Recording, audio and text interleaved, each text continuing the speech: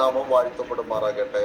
വളരെ അനുഗ്രഹിക്കപ്പെട്ട ഒരു രാത്രിയിൽ നമുക്ക് ഒരുമിച്ച് ഇങ്ങനെ ഗൂഗിൾ മീറ്റിലേക്ക് കടന്നു വരുവാൻ കർത്താവ് തന്ന വിലയേറിയ കൃപകൾക്കായി നന്ദിയോടെ ദൈവത്തെ സ്തുതിക്കുന്നു. എന്നെ ഈ യോഗത്തിലേക്ക് ക്ഷണിച്ചതിനായി ഞാൻ നന്ദിയോടെ ദൈവത്തെ സ്തുതിക്കുന്നു. കർത്താവ് ധാരാളം അനുഗ്രഹിക്കും. കേൾക്കാമോ നിങ്ങൾക്ക്? ഓക്കെ, ആമേൻ. കർത്താവ് നമ്മെ ധാരാളമായി അനുഗ്രഹിക്കട്ടെ. പ്രിയ ദൈവദാസി, ആത്മാവില് ചില ദൂതുകളും വചനങ്ങളും സംസാരിക്കുമ്പോൾ ഈ കാലഘട്ടത്തിൽ വേണ്ടതായ ദൂതുകളാണ് എന്ന് മനസ്സിലാക്കാൻ കഴിഞ്ഞതിൽ ഞാൻ ദൈവത്തെ സ്തോത്രം പറയുന്നു. ഈ മീറ്റിങ്ങിൽ എല്ലാ പ്രിയപ്പെട്ടവരെയും കർത്താവായ യേശുക്രിസ്തുവിന്റെ നാമത്തിൽ എൻ്റെ സ്നേഹവന്ദനത്തെ ഞാൻ അറിയിക്കുന്നു. പ്രത്യേകിച്ച് ഈ കാലഘട്ടങ്ങളിൽ എല്ലാ മനുഷ്യരും വിടുതലിന് വേണ്ടിയിട്ടാണ് മനുഷ്യൻ ഓടിക്കൊണ്ടിരിക്കുന്നത്. വചനം പുറകെയും വിടുതൽ മുന്നിലുമായിട്ട് ഓടുന്ന ഈ കാലഘട്ടത്തിൽ ഇന്ന് ദൈവദാസന്മാർക്ക് ഒരുപാട് ഫാൻസ് അസോസിയേഷൻ ഉയരുന്ന ഈ കാലഘട്ടത്തിൽ യേശുവിനെ ഉയർത്തുവാൻ ആർക്ക് സമയമില്ല. പക്ഷേ സ്വയം അവരെ ഉയർത്തി, അവരുടെ മിനിസ്ട്രിയെ ഉയർത്തി, അവരുടെ രീതികളെ ഉയർത്തിക്കൊണ്ടുപോകുന്ന ഒരു അനുഭവം ഇന്ന് രാത്രിയിൽ പരിശുദ്ധാത്മാവ് നമ്മുടെ വചനത്തിലൂടെ സംസാരിക്കട്ടെ. ഒരു വാക്യം വേഗത്തിലൊന്ന് വായിക്കാം. നമ്മെ പുറപ്പാട് പുസ്തകം 23-ാം അധ്യായം അതിൻ്റെ 25-ാമത്തെ വാക്യം ആർക്കെങ്കിലും വായിച്ച് സഹായിച്ചാൽ വളരെ അനുഗ്രഹമായിരിക്കും. നമുക്ക് ചേർന്ന ശുശ്രൂഷ പങ്കിടുവാൻ കർത്താവ് കൃപ നൽകട്ടെ. എക്സോഡസ് 23:25 നിങ്ങളുടെ ദൈവമായ യഹോവയെ തന്നെ സേവിപ്പിൻ, എന്നാൽ അവൻ നിന്റെ അപ്പത്തെയും വെള്ളത്തെയും അനുഗ്രഹിക്കും. ഞാൻ രോഗങ്ങളെ നിന്റെ നടുവിൽ നിന്ന് അകറ്റിക്കളയും. ഒരു നിമിഷം നമുക്ക് പ്രാർത്ഥിക്കാം. ഇന്ന് രാത്രി നമ്മൾ ഈ വചനം കേൾക്കുമ്പോൾ തന്നെ ദൈവത്തിന്റെ വിടുതല് ഈ ഓൺലൈനിലൂടെ ദൈവപ്രവൃത്തി വെളിപ്പെടണം. നമ്മുടെ രോഗങ്ങളെ, നമ്മുടെ ഭാരങ്ങളെയൊക്കെ വിടുവിക്കുന്നത് സ്വർഗത്തിലെ ദൈവമാണ്. ആ ദൈവത്തോട് ഇന്ന് രാത്രി എല്ലാവരും ഒന്ന് സമർപ്പിച്ച്, നിങ്ങൾ വേദനയോടെ ഇരിക്കുന്നവർ കാണാം, പ്രയാസത്തിൽ ഇരിക്കുന്നവർ കാണാം, അവർക്ക് വേണ്ടി ഇന്ന് രാത്രി പരിശുദ്ധാത്മാവ് വ്യക്തമായി സംസാരിപ്പാൻ ഇടയായിത്തീരും. എല്ലാവരും ദൈവസേനയിൽ പ്രാർത്ഥനയോടായിരിക്കും. കരുണയുള്ള ദൈവമേ, നൽകിയ നല്ല തിരുവെഴുത്ത് ഭാഗത്തിനായി നന്ദിയോടെ സ്തോത്രം ചെയ്യുന്നു. ഇന്ന് രാത്രി ഇസ്രായേലിനെ നടത്തിയ സ്വർഗത്തിലെ ദൈവം ഇന്ന് രാത്രി ജനത്തെയും അടിയനെയും കർത്താവ് ഈ മീറ്റിങ്ങിലിരിക്കുന്ന എല്ലാ പ്രിയപ്പെട്ടവരെയും കർത്താവ് അനുഗ്രഹിക്കണം. അതിനായി പ്രാർത്ഥിക്കുന്നു. The name of Jesus I bless all of you Lord. എല്ലാവരെയും ഞാൻ അനുഗ്രഹിച്ചോ പ്രാർത്ഥിക്കുന്നു. കർത്താവ് മീറ്റിങ്ങിന്റെ തുടക്കം മുതൽ അവസാനം വരെ അവിടുത്തെ സാന്നിധ്യം കൂടെ ഇരിക്കും. യേശുവിൻ നാമത്തിൽ തന്നെ പ്രിയ പിതാവേ, ആമേൻ, ആമേൻ.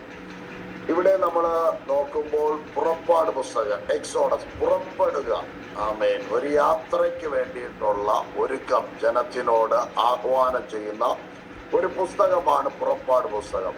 430 വർഷം ഇസ്രായേൽ ജനം മിസ്രൈമില് അടിമകളായി പാർത്തൊരു കാലഘട്ടം. ശരിക്കും പറഞ്ഞാൽ അബ്രഹാമിനെ ഉൽപ്പത്തി 12 വിളിക്കുമ്പോൾ ദൈവം പറഞ്ഞു, ഞാൻ നിന്റെ പേര് വലുതാക്കും, നിന്റെ ജാതിയെ വലുതാക്കും, എല്ലാത്തിലും മക്കളെ അനുഗ്രഹിക്കും. അങ്ങനെ ഒരു വലിയൊരു അനുഗ്രഹം ദൈവം പറഞ്ഞിട്ട് അതിനകത്തേക്ക് കടക്കേണ്ട ജനം യാക്കോബിന്റെ കാലഘട്ടം കഴിയുമ്പോഴേക്കും യാക്കോബിന്റെ കാലഘട്ടത്തിൽ ജനം അടിമകളായി മാറും. യോസേപ്പിന്റെ കാലഘട്ടം മുതൽ നമ്മൾ നോക്കുമ്പോൾ, യോസേപ്പിനെ നോക്കുമ്പോഴും ജനം നന്മയ്ക്ക് പകരം തിന്മകൾ അനുഭവിക്കുന്ന ഒരു കാലഘട്ടത്തിലേക്ക് ജനം കടന്നു വരുന്നതായി കാണുവാൻ സാധിക്കും. കർത്താവ് പറഞ്ഞത്, പാലും തേനും ഒഴുകുന്ന ദേശം നിന്റെ സന്തതികൾക്ക് ഞാൻ കൊടുക്കുമെന്നാണ്. പക്ഷെ ഇവര് ആ കാഴ്ചപ്പാട് നഷ്ടപ്പെട്ട് ഇവര് ആടുകളെ മേയ്ക്കുന്ന ഇടയന്മാരായി തീർന്നു. എങ്ങനെയെങ്കിലും ആടുകളെ മേയ്ക്കണം, അതിനെ നടത്തണം, അങ്ങനെയുള്ള ഒരു ലെവലിൽ കിടക്കുമ്പോഴാണ് ദൈവം ജനത്തെ മിസ്രൈമിൽ നിന്നും പുറപ്പെടുവിക്കുന്നു. എന്നിട്ട് നമ്മൾ ഈ ഭാഗം 23-ാം അധ്യായത്തിൽ നമ്മൾ പഠിക്കുമ്പോൾ വഴി കാണിക്കുന്ന യഹോവയുടെ ഒരു ദൂതനെ അവിടെ കാണാൻ വന്നു. വഴി കാണിക്കുന്ന യഹോവയുടെ വഴി കാണിക്കുന്ന ഇസ്രായേലിനെ ദൈവം നടത്തുന്നു. 12-ാം അധ്യായത്തിൽ ആട്ടുകുട്ടിയുടെ രക്തം കൊണ്ട് കട്ടളമേലും കുറുമ്പടിമേലും തേക്കപ്പെട്ടപ്പോൾ ഇസ്രായേലിന്റെ മരണം മാറി അവർ പുറപ്പെട്ട് ദൈവഭാഗത്തേക്ക് അവര് ആ ലക്ഷ്യസ്ഥാനത്തേക്ക് പുറപ്പെടുവാൻ വേണ്ടി ദൈവം അവരെ വിളിക്കുന്നതായി കാണുവാൻ സാധിക്കും. നമ്മൾ അനുഗ്രഹിക്കണമെങ്കിൽ, അനുഗ്രഹം പ്രാപിക്കണമെങ്കിൽ നമ്മൾ എന്ത് ചെയ്യണം? അതാണ് നമ്മൾ ഇന്ന് രാത്രി ചിന്തിക്കാൻ പോകുന്നത്. അനുഗ്രഹം പ്രാപിക്കണമെങ്കിൽ, നന്മ പ്രാപിക്കണമെങ്കിൽ കുറെ കിടന്ന് നിലവിളിച്ചിട്ടല്ല കാര്യം. നമ്മൾ നന്മ പ്രാപിക്കണമെങ്കിൽ ഒന്ന്, അവന്റെ വചനം നമ്മൾ അനുസരിക്കണം, ദൈവത്തിന്റെ വചനം. രണ്ട്, അവന്റെ കൽപ്പനയിൽ തന്നെ നിൽക്കണം. മൂന്ന്, ദൈവത്തിന്റെ വഴിയിൽ തന്നെ നിന്നാൽ മാത്രമേ ഒരു അനുഗ്രഹം ഉണ്ടാകുകയുള്ളൂ, ഒരു വിടുതൽ ഉണ്ടാകുകയുള്ളൂ. 25-ാം വാക്യത്തിൽ പറയുന്നത്, നിങ്ങളുടെ ദൈവമായ യഹോവ തന്നെ സേവിപ്പീൻ, യഹോവയെ തന്നെ സേവിപ്പീൻ, എന്നാൽ അവൻ നിന്റെ അപ്പത്തെയും വെള്ളത്തെയും അനുഗ്രഹിക്കും എന്ന് പറഞ്ഞു കഴിഞ്ഞാൽ, കർത്താവ് നിന്റെ നന്മ, യഹോവയെ തന്നെ സേവിക്കണം. ഇസ്രായേലിനോട് പറയുന്നു, നീ വേറൊരു ദൈവത്തെ സേവിക്കരുത്, വേറൊരു വഴിക്ക് പോകരുത്, നീ ദൈവത്തെ തന്നെ സേവിച്ചു കഴിഞ്ഞാൽ കർത്താവ് നിന്നെ അനുഗ്രഹിക്കുമെന്ന്. വർഷങ്ങൾക്ക് മുമ്പേ ഞങ്ങൾ അന്യജാതി വിഗ്രഹത്തെ ആരാധിച്ചുകൊണ്ടിരുന്നവരാ, പൂജാരിയുടെ മകനായിരുന്നു ഞാൻ. അതിൽ നിന്ന് പുറപ്പെട്ട് ഇറങ്ങിയപ്പോഴേക്കും വലിയ ശോധനകളും വലിയ പ്രയാസങ്ങളും ഞങ്ങൾ നേരിടേണ്ടി വന്നു. പക്ഷേ തെരുവിൽ കിടക്കേണ്ടി വന്നു, പട്ടിണി കിടക്കേണ്ടി വന്നു, നിന്ന സഹിക്കേണ്ടി വന്നു. പക്ഷെ വചനം വിട്ട്, ദൈവത്തിന്റെ വചനം വിട്ട് അല്പം പോലും മാറിയിട്ടില്ല. അതുകൊണ്ട് കർത്താവ് വഴികളെയും വാതിലുകളെയും നമ്മുടെ മുന്നിൽ തുറന്നു തന്നു. നമ്മളിവിടെ വായിക്കുമ്പോൾ അതിന്റെ 20-ാം വാക്യം മുതൽ ദൈവാസ്യം ഒന്ന് വായിക്കണമേ. 20-ാം വാക്യം 20. ഓക്കെ. ഇതാ വഴിയിൽ നിന്നെ കാക്കേണ്ടതിനും ഞാൻ നിയമിച്ചിരിക്കുന്ന സ്ഥലത്തേക്ക് നിന്നെ കൊണ്ടുപോകേണ്ടതിനും ഞാൻ ഒരു ദൂതനെ നിന്റെ മുമ്പിൽ അയക്കുന്നു. പറയുന്നത്, നിന്നെ എത്തിക്കേണ്ട സ്ഥലത്ത് എത്തിക്കേണ്ടതിന് ഒരു ദൂതനെ നിന്റെ മുന്നിൽ അയക്കുന്നു, നിനക്ക് വേണ്ടി അയക്കുന്നു. അപ്പൊ ഒരു ദൈവം ഇതിനെ സംരക്ഷിക്കാൻ എപ്പോഴും ഒരു ദൂതനുണ്ട് കൂടെ. നമ്മൾ ചിന്തിക്കുന്നത് എന്താണെന്നറിയാമോ? ഈ ക്യാമറയുള്ള സ്ഥലത്തൊക്കെ നമ്മൾ പോകുമ്പോ എന്ത് ഡീസന്റ് ആയിട്ടാണെന്നറിയോ നിൽക്കുന്നത്. നമ്മള് 4 സൈഡിലും നമ്മുടെ ഡ്രസ്സിംഗ് ആയിരുന്നാലും നമ്മുടെ സംസാരത്തിൽ. ആക്ച്വലി ഇന്ന് രാവിലെ ഞാനൊരു പാസ്റ്ററുടെ മോൾക്ക് വേണ്ടി പ്രാർത്ഥിക്കാൻ വേണ്ടി കടന്നു ചെന്നപ്പോ പാസ്റ്ററുടെ ഒരു മകൻ വിദേശത്താണ്. അപ്പൊ പാസ്റ്ററുടെ മോൾക്ക് വേണ്ടിയാ പ്രാർത്ഥിക്കാൻ. അവിടെ ചെന്നപ്പോ ആ ക്യാമറ എന്നോട് സംസാരിക്കുകയാണ്. നിങ്ങൾ ക്യാമറ നിരീക്ഷണത്തിലാണ്, ആ ക്യാമറ എന്നോട് സംസാരിക്കുക. ഞങ്ങൾ അകത്തിരുന്ന് വീട്ടിലിരുന്ന് സംസാരിച്ചപ്പോൾ പാസ്റ്റർ പറഞ്ഞു, ഈ ക്യാമറ മുഴുവനും കാണുന്നുണ്ട്, രണ്ടാമത് നമ്മൾ സംസാരിക്കുന്നത് മുഴുവനും ക്യാമറ കേൾക്കുന്നുണ്ട്, മനസ്സിലാവുന്നുണ്ട്. അപ്പോഴേക്ക് ഞാൻ കുറെ കാര്യങ്ങൾ, എൻ്റെ സംസാരത്തിലുള്ള പല കാര്യങ്ങളും ഞാൻ കൺട്രോൾ ചെയ്ത് സംസാരിക്കാൻ തുടങ്ങി. എന്റെ ആക്ഷൻ എല്ലാം ഞാൻ കൺട്രോൾ ചെയ്ത് സംസാരിക്കാൻ തുടങ്ങി. അപ്പോൾ നമ്മൾ ചിന്തിക്കേണ്ട ഒരു കാര്യം എന്താണെന്ന് വെച്ചാൽ, നമ്മുടെ കൂടെ എപ്പോഴും ഒരു ദൂതൻ ഉണ്ടെന്ന് നമ്മൾ മനസ്സിലാക്കുക. ഈ ദൂതൻ നമുക്ക് വേണ്ടി റിപ്പോർട്ടുമായിട്ട് തകർത്താവിന്റെ അടുക്കിലേക്ക് പോകുന്നുണ്ട്, മനസ്സിലാവുന്നുണ്ടോ? അപ്പൻ നമ്മളെ കണ്ടില്ല എങ്കിലും, അമ്മ നമ്മളെ കണ്ടില്ല എങ്കിലും, പാസ്റ്റർ നമ്മളെ അറിഞ്ഞില്ല എങ്കിലും, നമ്മുടെ ഭർത്താവോ ഭാര്യയോ മക്കളോ ആരും നമ്മൾ മനസ്സിലാക്കിയില്ലെങ്കിലോ കാണുന്ന ഒരു ദൈവമുണ്ടെന്ന് മനസ്സിലാക്കുന്നതിനായി ഞാൻ ദൈവത്തെ സ്തുതിക്കുന്നു. അതുകൊണ്ടാണ് ബൈബിൾ പഠിക്കുമ്പോൾ നമ്മൾ കാണുവാൻ സാധിക്കുന്നത്, സങ്കീർത്തനം 139-ന്റെ 1 മുതൽ വായിക്കുമ്പോൾ കാണുന്നു, യഹോവേ നീ എന്നെ ശോധന ചെയ്തറിഞ്ഞിരിക്കുന്നു. ആ ഭാഗങ്ങളിൽ നമ്മൾ വായിക്കുമ്പോൾ കാണുന്നത് ഇങ്ങനെയാണ്, എന്റെ നടപ്പും എന്റെ ഇരിപ്പും എന്റെ കിടപ്പും എല്ലാം കർത്താവ് ശോധന ചെയ്യുന്നു. താഴോട്ട് വായിക്കുമ്പോൾ അടുത്ത സങ്കീർത്തനക്കാരൻ പറയുന്നത് ഇങ്ങനെയാണ്, കർത്താവ് നീ അറിയുന്ന ഒരു വാക്കുപോലെ എന്റെ നാവിന്മേലില്ല എന്ന്, എല്ലാം അറിയുന്നു എന്നാണ്. അടുത്ത് പറയുന്നത് ഇങ്ങനെയാണ്, കർത്താവ് പറയുന്നു, ആമേ നിന്നെ ഞാൻ മുൻപും പിൻപും അടച്ച് എന്റെ കരം നിനക്ക് ഭാരമായിരിക്കും. ഇന്ന് പലർക്കും അറിയത്തില്ല. പലരും നമ്മളെ സമീപിക്കാറുണ്ട്, പ്രാർത്ഥിക്കാറുണ്ട്. അവർ പറയുന്നു, ആരോ മന്ത്രവാദം ചെയ്തിരിക്കുന്നു, ഭയങ്കര പോരാട്ടം, എതിർ പ്രാർത്ഥന, അവർ നേർച്ച ചെയ്തിരിക്കുന്നു, ഇവർ നേർച്ച. ശരിക്കും പറഞ്ഞു കഴിഞ്ഞാൽ മനുഷ്യന്റെ ജീവിതം തന്നെയാണ്, നമ്മുടെ സ്വഭാവം തന്നെയാണ് കർത്താവിൽ നിന്ന് അകലാനുള്ള മെയിൻ വിഷയം. ദൈവവുമായിട്ടുള്ള ബന്ധത്തിൽ നിന്ന് നമ്മളെ അകറ്റുന്നത് നമ്മളെ തന്നെയാണ്, നമ്മുടെ സ്വഭാവ രീതികളാണ്. പ്രാർത്ഥിക്കാത്തതും ആരാധിക്കാത്തതും വചനം ധ്യാനിക്കാത്തതും വിശുദ്ധി ഇല്ലായ്മയും വേർപാടില്ലായ്മയും ദൈവകൃപ ഇല്ലായ്മയും മറ്റുള്ളവരെ നേരത്തെ ദൈവാക്കി പറഞ്ഞല്ലോ കുറ്റം പറയുന്നത് കേൾക്കുന്നത്, ഇതെല്ലാം ദൈവത്തിന്റെ പാതയിൽ നിന്ന് അകറ്റുന്ന ഒന്നാണ്. ഇത് മാറണമെങ്കിൽ നമ്മൾ ദൈവത്തിന്റെ കൽപ്പനയിലേക്ക് തിരിഞ്ഞു വരണം. പകരം പറയാൻ, നിങ്ങൾ ആദിപാഠത്തിലേക്ക് തിരിഞ്ഞു വരണമെന്ന് പറയുന്നത് പോലെ, നമ്മൾ വിളിച്ചിരിക്കുന്നത് ലോകത്തിന്റെ അനുരൂപരാകാനല്ല. നമ്മളെ ദൈവം വിളിച്ചിരിക്കുന്നത് കർത്താവിനോട് ചേർന്നിരിക്കാൻ വേണ്ടിയാണ്. ദൈവത്തോട് കൂടെ ഇരിക്കുമ്പോൾ ദൈവം നമ്മളെ വിടുവിക്കുവാൻ ഇടതരും. കർത്താവിന് വേണ്ടി ജീവിക്കുമ്പോൾ ഒരു ഉറപ്പുണ്ട്, കർത്താവ് സകല കാര്യങ്ങളും നിറവേറ്റി തരുമെന്നുള്ള ഒരു ഉറപ്പ് നമുക്കെല്ലാവർക്കും ആവശ്യമാണ്. അടുത്ത 22ാം വാക്യത്തിൽ പറയുന്നത്, എന്നാൽ നീ അവന്റെ വാക്ക് ശ്രദ്ധയോടെ കേട്ട് കൽപ്പനകളൊക്കെ ചെയ്താൽ നിന്നെ പകയ്ക്കുന്നവരെ ഞാൻ പകയ്ക്കും, നിന്നെ ഞെരുക്കുന്നവരെ ഞാൻ ഞെരുക്കുമെന്ന്. സ്തോത്രം, ഹല്ലേലൂയ. ഈ ഭാഗത്ത് നമ്മൾ വായിക്കുമ്പോൾ കാണുന്നത്, ദൈവത്തെ നമ്മൾ ഭയപ്പെട്ടു കഴിഞ്ഞാൽ നമ്മളെ ഞെരുക്കുന്നവനെ കർത്താവ് ഞെരുക്കിക്കോളും. നമ്മളാ ഒന്നും ചെയ്യണ്ട, ശത്രു ഓടിക്കോളും. നമ്മൾ ഓടിക്കേണ്ട ആവശ്യമില്ല. നമ്മളെ പകയ്ക്കുന്നവർ, നമുക്കെതിരെ വരുന്നവർ, നമുക്കെതിരെ ദൂഷണം പറയുന്നവർ, നമുക്കെതിരെ അപവാദം പറയുന്നവർ, ഇവരെയൊക്കെയും കർത്താവ് എന്ത് ചെയ്യുന്നറിയാമോ? കൈകാര്യം ചെയ്തോളും. നമ്മൾ അതിനു വേണ്ടിയിരുന്ന് കുത്തിയിരുന്ന് ഉപവസിക്കുക, പ്രാർത്ഥിക്കുക, അല്ലെങ്കിൽ അവനെ തകർക്കണം, അതിന്റെ ഒരു ആവശ്യം വരുന്നില്ല. അവിടെ ദൈവസന്നിധിയിൽ നമ്മൾ അവരുടെ നന്മയ്ക്ക് വേണ്ടി, അവരുടെ വിടുതലിന് വേണ്ടി നമ്മൾ പ്രാർത്ഥിക്കുക തന്നെ വേണ്ടത്. അല്ലാതെ നമ്മളെപ്പോഴും ഇന്ന് ജനം മുഴുവനും എന്റെ അനുഭവം ഞാൻ പറയുക, നമ്മുടെ അടുക്കൽ വരുന്നത് എല്ലാവരും വിസ കിട്ടണം, മോള് നല്ല ജോലി പ്രവേശിക്കണം, കാർ വരണം, അത് വേണം, ഇത് വേണം. ഈ ലെവലില് അവരൊത്തിരി പേര് എന്ത് ചെയ്യുന്നറിയാമോ? പ്രാർത്ഥിക്കുന്നുണ്ട്, വരുന്നുണ്ട്. അവർ പറയുന്നത് സ്വന്തം സഹോദരങ്ങളാണ് പ്രശ്നം, അവരാണ് പ്രശ്നം, ഇവരാണ് പ്രശ്നം. അങ്ങനെ ഒരു ലെവലിലേക്ക് ജനം മാറിക്കൊണ്ടിരിക്കുന്നു. ക്രിസ്തീയ മാർഗം ഒരു ബിസിനസ് പോലെ ആക്കി വെച്ചിരിക്കുന്നു. അപ്പൊ നമ്മൾ അത് വിട്ടിട്ട് നമ്മുടെ ഈ ഗൂഗിൾ മീറ്റിൽ കാണുന്ന ദൈവമക്കൾ ദൈവത്തോട് കൂടുതലായി അടുക്കണം, ദൈവത്തോട് കൂടുതലായി പ്രാർത്ഥിക്കണം, ദൈവത്തോട് കൂടെ വസിക്കണം. നമ്മൾ മാറണം. വചനം പറയുന്നു, യോഹന്നാൻ 15 പറയുന്നു, നമ്മൾ ചെത്തപ്പെടേണ്ട സമയം കഴിഞ്ഞു. നമ്മൾ ചെത്തി ഫലം കായ്ക്കുന്നവരായി മാറ വേണമെന്നാണ് ഞാൻ ഇന്ന് രാത്രികാലം ഞാൻ പ്രബോധിപ്പിക്കുന്നത്. 23 പറയുന്നു, എന്റെ ദൂതൻ നിനക്ക് മുൻപായി കടന്നു ചെന്ന ആ ദേശത്തിലെ ശത്രുക്കളെ മുഴുവനും അവൻ ഓടിച്ചു കളയും.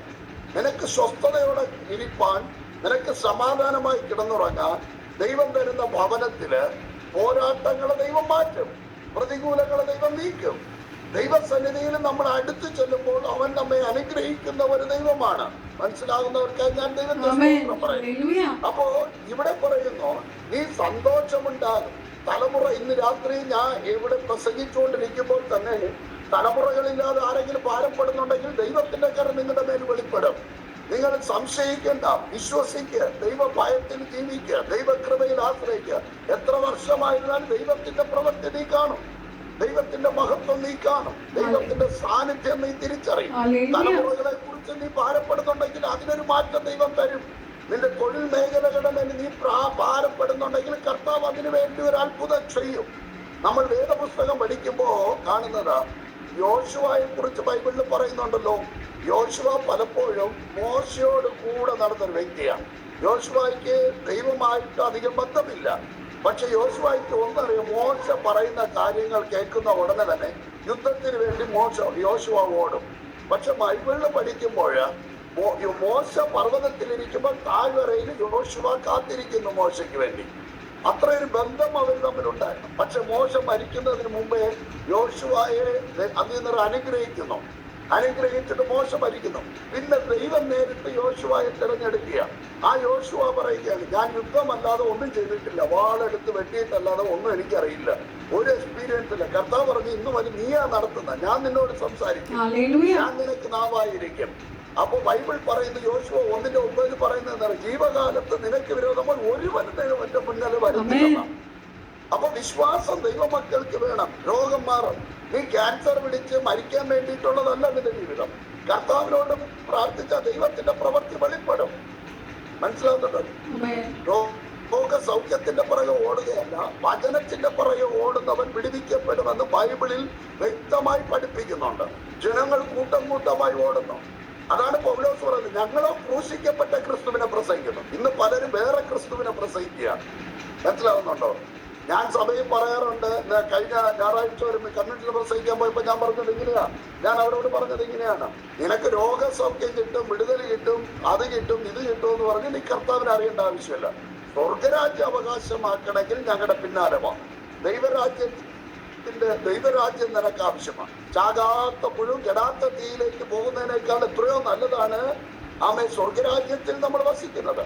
അതുപോലെ തന്നെ ആമേ ഇന്ന് ഏറെക്കുറെ ആൾക്കാരുടെ ജീവിതത്തിൽ പ്രാർത്ഥന എന്നുള്ളത് ഇല്ല, ബൈബിൾ ധ്യാനമില്ല, ദൈവസന്നിധിയിൽ ദൈവവുമായിട്ടുള്ള ബന്ധമില്ല. അപ്പോ അങ്ങനെ വരുമ്പോൾ ഒരിക്കലും നമ്മുടെ ജീവിതത്തിൽ ഒരു മാറ്റം സംഭവിക്കാൻ പോകുന്നില്ല. നമ്മളെന്നും കഷ്ടപ്പാട് പ്രയാസങ്ങൾ പറഞ്ഞുകൊണ്ടേയിരിക്കും, ഒരു മാറ്റവും വരത്തില്ല. ബൈബിൾ പറയുന്നു അനുഗ്രഹിക്കണമെങ്കിൽ ദൈവവചനം പറയുന്നത് എങ്ങനെയാ? 26-ാം അധ്യായം ലേവ്യ 26 3-ാം വാക്യം ഒന്ന് വായിക്കണം. 26:3 പുസ്തകം 26:3. എന്റെ ചട്ടം ആചരിച്ച് എന്റെ കൽപ്പന പ്രമാണിച്ചു അനുസരിച്ചാൽ ഞാൻ തക്ക സമയത്ത് നിങ്ങൾക്ക് മഴ തരും, ഭൂമി വിളവ് തരും, ഭൂമിയിലുള്ള വൃക്ഷവും ഫലം തരും. ആമേൻ. ദൈവത്തിന്റെ ചട്ടം അനുസരിച്ച് നമ്മൾ നടന്നു കഴിഞ്ഞാൽ കർത്താവ് പറയുന്നത് നമ്മുടെ കൃഷിഫലങ്ങളെല്ലാം അനുഗ്രഹിക്കും, തൊടുത്തതെല്ലാം ദൈവം അനുഗ്രഹിക്കും. മഴയുണ്ടാകും, നിനക്കൊരു മാറ്റം സമൃദ്ധി ഉണ്ടാകും, ഒരു വിടുതലുണ്ടാകും. ദൈവത്തിന്റെ വചനം അനുസരിച്ച് നടന്നു കഴിഞ്ഞാൽ അത് അങ്ങനെ സംഭവിക്കും. നമ്മൾ മറ്റുള്ളവരുടെ മുമ്പിൽ നിന്ദിക്കപ്പെടാൻ അനുവദിക്കത്തില്ല. അനുസരണത്തിനുള്ള ഫലമാണ് കർത്താവ് പറയുന്നത്. ബൈബിൾ വ്യക്തമായി പറയുന്നു, അനുസരിക്കുന്നത് യാഗത്തെക്കാളും ശ്രദ്ധിക്കുന്നത് മുട്ടാടുകളുടെ മേധസ്സിനേക്കാളും നല്ലത്. അതുകൊണ്ടാണ് വചനം പറയുന്നത്. ഈ 26-ാം അധ്യായത്തില് അതിന്റെ 13 വരെയുള്ള വാക്യം നിങ്ങൾ പഠിച്ചാൽ കാണുവാൻ സാധിക്കുന്നത് എന്താണെന്നറിയാമോ? നീ അനുസരിച്ചാൽ ദൈവം ഇതൊക്കെ തരും. എന്താണ് അനുസരിക്കേണ്ടത്? ദൈവത്തിന്റെ കൽപ്പന, ദൈവത്തിന്റെ വചനം. അത് വിശുദ്ധിയിലും വേർപാടിലും ദൈവകൃപയിലും നമ്മൾ ചേർന്ന് നിന്ന് ദൈവത്തോട് നിൽക്കുന്നവനെ ദൈവം അനുഗ്രഹിക്കും. സ്തോത്രം, ഹല്ലേലൂയ. അത് ദൈവം ഇങ്ങനെ പറയുന്നു ഇസ്രായേലിനോട് 1-ാം വാക്യത്തിൽ, വിഗ്രഹങ്ങളെ ഉണ്ടാക്കരുത്, ബിംബത്തെയോ സ്തംഭത്തെയോ നാട്ടുകയോ ഒന്നും ചെയ്യരുത്. അതിന്റെ അടുത്ത 2-ാമത്തെ വാക്യത്തിൽ പറഞ്ഞു, നിങ്ങൾ എന്റെ ശബത്തുകൾ ആചരിക്കുകയും ആമേ എന്റെ വിശുദ്ധ മന്ദിരത്തെ ബഹുമാനിക്കുകയും ചെയ്യണം. ആരാധനകളെ ബഹുമാനിക്കുകയും ദൈവത്തിന്റെ ആലയത്തിൽ കടന്നു പോവുകയും പ്രാർത്ഥിക്കുകയും ദൈവത്തോട് ആലോചന കഴിക്കുകയും. അതാണ് ഹന്ന പറഞ്ഞത്. വലിയ സാമ്പത്തിക നന്മയുള്ള ഒരു സ്ത്രീയായിരുന്നു ഹന്ന. പക്ഷെ അവളുടെ കുറവ് തീർക്കാൻ കർത്താവിനെ കൊണ്ട് മാത്രമേ കഴിയുകയുള്ളൂ. അവൾ ദൈവസന്നിധിയിൽ കിടന്നു. ഏലിയുടെ മക്കൾ അനുസരണക്കേട് കാണിച്ച് ഒരു പുരോഹിതന്റെ കുഞ്ഞുങ്ങളാണ്, ഒരു വിശ്വാസിയുടേതുമല്ല, ഒരു പുരോഹിതന്റെ കുഞ്ഞുങ്ങളാണ്. ദൈവത്തിന്റെ ആലയത്തിനകത്ത് തന്നെ അക്രമം നടക്കുക, ദൈവ ഭയമില്ലാതെ നടക്കുക. ഇങ്ങനെ നടക്കുന്നത് കാണുമ്പോൾ അണ്ട ഒരു മൂലയിൽ ഇരുന്ന് പ്രാർത്ഥിച്ചുകൊണ്ടിരിക്കുക. പുള്ളിക്കാരൻ മനസ്സുകൊണ്ട് പറയുന്നത്, കർത്താവേ, ഈ ദൈവദാസനെ സഹായിക്കാൻ ആരുമില്ലല്ലോ, സ്വന്തം മക്കൾ പോലും കാണുന്നില്ല. അപ്പൊ ഇവർക്ക് എനിക്കൊരു കുഞ്ഞിനെ തന്നെ ഞാൻ കൊടുത്തനായിരുന്നു ആലയത്തിന്റെ സഹായിയായിട്ട്. പക്ഷെ അവരുടെ പ്രാർത്ഥന ദൈവം കേട്ടില്ലേ? അപ്പൊ ഇന്ന് ഞങ്ങളുടെ ഒരു ദുഃഖം എന്ന് പറഞ്ഞു കഴിഞ്ഞാൽ ദൈവ വേലയ്ക്ക് വേണ്ടി പോകാൻ ആള് കുറഞ്ഞു. സഭകളിലെ വിശ്വാസികളുടെ എണ്ണം കുറയുന്നു. അതുപോലെ തന്നെ ആടുകൾ പ്രസവിക്കുന്നില്ല, പുതിയ ആത്മാക്കൾ സഭയിൽ വരുന്നില്ല. രണ്ടാമത് പുതിയ വേലയ്ക്ക് പോകാൻ വേണ്ടി കമ്മിറ്റ്മെന്റ് ഉള്ള ആളുകളില്ല, കുഞ്ഞുങ്ങളില്ല. അവർക്ക് ആർക്കും വേണ്ട. പ്രത്യേകിച്ച് പാസ്റ്റേഴ്സിന്റെ മക്കൾ തുടർന്ന് ഒരു പാസ്റ്റർ ആകാൻ അവർ ആഗ്രഹിക്കുന്നില്ല. കാരണം എന്താണെന്ന് വെച്ച് കഴിഞ്ഞാൽ ജീവിതത്തിൽ അവർ കണ്ടിട്ടുള്ളതായ പ്രയാസങ്ങൾ, സഭയിൽ നിന്ന് വരുന്നതായ പ്രയാസങ്ങൾ, അവരുടെ അപ്പൻ അനുഭവിക്കുന്ന വേദനകൾ, ഇതൊക്കെ കാണുമ്പോൾ അവർക്ക് ആ പാത പിന്തുടരാൻ പറ്റുന്നില്ല. പക്ഷേ അതിന് ഒരു കൂട്ടം ആൾക്കാർ സഹിച്ചും കൊണ്ട് ദൈവത്തിന്റെ വേലയെ വീണ്ടും കെട്ടിയെടുക്കുന്നുണ്ട്. അപ്പൊ അതുകൊണ്ട് വചനത്തിൽ പറയുന്നത് എന്തെന്ന് വെച്ച് കഴിഞ്ഞാൽ ദൈവം നമ്മുടെ പ്രശ്നങ്ങൾക്ക് ഒരു പരിഹാരം തരും. അമ്മേ, അതിന്റെ താഴോട്ട് വായിക്കുമ്പോൾ കാണുന്നു, ആമേ, ദൈവം മുന്തിരി ചക്കിനെ മുന്തിരി അനുഗ്രഹിക്കും, ദൈവം എല്ലാ വഴികളും സമാധാനം തരും. അങ്ങനെ താഴോട്ട് പറയാം, ശത്രുവിനെ നീ ഓടിക്കാതെ തന്നെ ഓടും. ആമേ, 7-ാം വാക്യത്തിൽ പറഞ്ഞു, നിങ്ങളുടെ ശത്രുക്കളെ നിങ്ങൾ ഓടിക്കും. ആമേ, അവർ നിങ്ങളുടെ മുമ്പിൽ നിന്ന് വാളിനാൽ വീഴും. ഇതൊക്കെ വചനത്തിൽ പറയുന്നുണ്ട്. ശത്രു വീഴും. നമ്മൾ ആമേ, അത് അടുത്ത 8-ാം വാക്യത്തിൽ പറഞ്ഞു, നിങ്ങൾ 5 പേർ 100 പേരെ ഓടിക്കും. ആമേ, നിങ്ങൾ 100 പേർ 10,000 പേരെ ഓടിക്കും. ആമേ, അതെല്ലാം അഭിഷേകത്തിനാലാണ്, തനിയെ ഓടത്തില്ല. ഒറ്റയ്ക്ക് പിശാച് ഓടുകയില്ല. അവനോട് എതിർത്ത് നിൽപ്പിന് അവൻ നിങ്ങളെ വിട്ട് ഓടിപ്പോകുമെന്ന്. അപ്പൊ ആമേ, വചനം പറയുന്നു, നമ്മൾ അഭിഷേകത്തിൽ കയറുമ്പോൾ, ബന്ധനം പൊട്ടുമ്പോൾ, മുഖം ഒടിയുമ്പോൾ ദൈവം നമുക്ക് വേണ്ടി പ്രവർത്തിക്കാൻ തുടങ്ങും. നമ്മുടെ ഭാരം വെച്ച് നമ്മൾ ഇരുന്നാൽ ഒരിക്കലും ഒരു മനുഷ്യനും വിടുതൽ പ്രാപിക്കുവാൻ കഴിയുകയില്ല. അപ്പൊ വചനം വ്യക്തമായി പറയുന്നു, അതിന്റെ 14 വാക്യത്തിൽ പറയുന്നു, ദൈവത്തിന്റെ വചനം നീ അനുസരിക്കാതെ, ദൈവത്തിന്റെ വചനം കേൾക്കാതെ, ദൈവത്തിന്റെ വചനത്തിനെ വളച്ചൊടിക്കുകയും ദൈവത്തിന്റെ വചനത്തിന് വിരോധമായി എഴുന്നേൽക്കുന്നവർക്ക് വരുന്നതായ പ്രതികൂലങ്ങളെ കുറിച്ച്, പ്രയാസങ്ങളെ കുറിച്ച് അവിടെ കാണുവാൻ സാധിക്കുന്നു. അവർ വളരെയധികം വേദനപ്പെടുമെന്ന്, ബാധകൾ അവർക്കുണ്ടാകുമെന്ന്, അവർ വെറുതെ വിതയ്ക്കുമെന്ന് വചനം പറയുന്ന 16 വാക്യത്തിൽ പറയുന്നു. ഭീതി, ക്ഷയരോഗം, ജ്വരം എന്നിവയൊക്കെ അവർക്ക് വരുമെന്ന്, അവരുടെ കണ്ണിനെ ദൈവം മങ്ങിപ്പിക്കുമെന്ന്, ജീവനെ ജീവൻ ക്ഷയിക്കുമെന്നും ജീവൻ ക്ഷയിക്കുമെന്നും ഇങ്ങനെയൊക്കെ പറയുന്നു. ബൈബിളിൽ വ്യക്തമായി പറഞ്ഞു, നീ വെറുതെ വിതയ്ക്കുന്നു, ശത്രുക്കൾ അത് കൊണ്ടുപോകും. ദൈവത്തിന്റെ വചനം നമ്മൾ കേൾക്കാതിരിക്കുമ്പോൾ ഇതൊക്കെ സംഭവിക്കും. വെറുതെ വിതയ്ക്കുന്നത്, വിത്ത് നിങ്ങൾ വെറുതെ വിതയ്ക്കുമെന്നാണ്. ദൈവം അനുഗ്രഹിക്കാതെ ഒന്നും നമുക്ക് ലഭിക്കുന്നില്ല എന്നുള്ളതാണ് സത്യാവസ്ഥ. ദൈവം കൽപ്പിക്കാതെ ഒന്നും നമുക്ക് ലഭിക്കുന്നില്ല. അതുകൊണ്ടാണ് യേശുവിന്റെ അമ്മ പറഞ്ഞത്, അവൻ എന്തെങ്കിലും കൽപ്പിച്ചാൽ നിങ്ങൾ അത് ചെയ്യും. മനസ്സിലാവുന്നുണ്ടോ? അപ്പൊ യേശു കൽപ്പിക്കും, അത് നടക്കും. യേശു ഇരുന്ന പടകിനകത്ത് പ്രതികൂലമുണ്ടായി. മനസ്സിലാവുന്നുണ്ടോ? പക്ഷെ ആ പ്രതികൂലം പിന്നത്തേതാണ് ശിഷ്യന്മാർക്ക് മനസ്സിലായി. അക്കരെ ഒരുത്തനെ തേടി പോയത്. അപ്പൊ ഒരുവനെ തേടി യേശു പോകും, 5000 പേരെ എടുത്തും യേശു പോകും. മനസ്സിലാവുന്ന നമ്മുടെ പ്രശ്നങ്ങളൊന്നും ഒരു പ്രശ്നമേ അല്ല. നമ്മുടെ പ്രശ്നം യേശുവിനോട് പറഞ്ഞാൽ അവൻ പരിഹരിക്കും. വർഷങ്ങൾക്ക് മുമ്പ് വിഗ്രഹത്തെ ആരാധിച്ച് കുമ്പിട്ട് സേവിച്ച് നടന്ന ആ വിഗ്രഹ പിശാചിനോട് പോയി വണങ്ങി ഇതെല്ലാം ചെയ്തപ്പോൾ, ആ ദൈവം വിടുതൽ തരാതിരുന്നപ്പോൾ, യേശുവിനെ സ്വന്തം രക്ഷിതാവായി സ്വീകരിച്ചപ്പോൾ ഞങ്ങൾക്ക് മനസ്സിലായ ഒരേ ഒരു കാര്യം, യേശു അല്ലാതെ വേറൊരു ദൈവമില്ല. യേശുവിന്റെ നാമം പറയുമ്പോൾ രോഗസൗഖ്യമാകുന്നു. യേശുവിന്റെ നാമം പറയുമ്പോൾ ക്യാൻസർ പുറത്തു പോകുന്നു. ക്യാൻസർ സൗഖ്യമാകുന്നു. ഭൂതങ്ങൾ പുറത്തു പോകുന്നു. ബലഹീനങ്ങൾ മാറുന്നു. മരിച്ചവൻ എഴുന്നേൽക്കുന്നു. ഇതൊക്കെ യേശുവിന്റെ നാമം. ഒരൊറ്റ നാമമേ ഉള്ളൂ, അത് യേശു ക്രിസ്തുവിന്റെ നാമം മാത്രം. ഇന്ന് നിന്നെ ആ നാമത്തിന്റെ പേര് പറഞ്ഞ് ഒരുപാട് പേര് കളിയാക്കിയേക്കാം, ഒരുപാട് പേര് പരിഹസിച്ചേക്കാം, നിന്ദിച്ചേക്കാം, ഒറ്റപ്പെടുത്തിയേക്കാം. പക്ഷെ അതിന്റെ കൂട്ടത്ത് നമ്മളിൽ ചെന്ന് വേദനിച്ച് കരഞ്ഞ് നിലവിളിച്ച് നമ്മളിൽ ചെന്ന് ഒറ്റപ്പെടുന്ന അനുഭവമായി തീരരുത്. ദൈവത്തോട് നില വിഷയങ്ങൾ സംസാരിക്കണം. ദൈവത്തോട് സംസാരിക്കുമ്പോൾ പരിശുദ്ധാത്മാവ് അതിന്റെ ഇടയിൽ ഇറങ്ങി വന്ന് നമുക്ക് വേണ്ടി യുദ്ധം ചെയ്യാൻ തുടങ്ങും. എത്ര പറയാൻ കഴിയും? യേശു നമ്മുടെ പ്രശ്നത്തിന് പരിഹാരിയാണ്.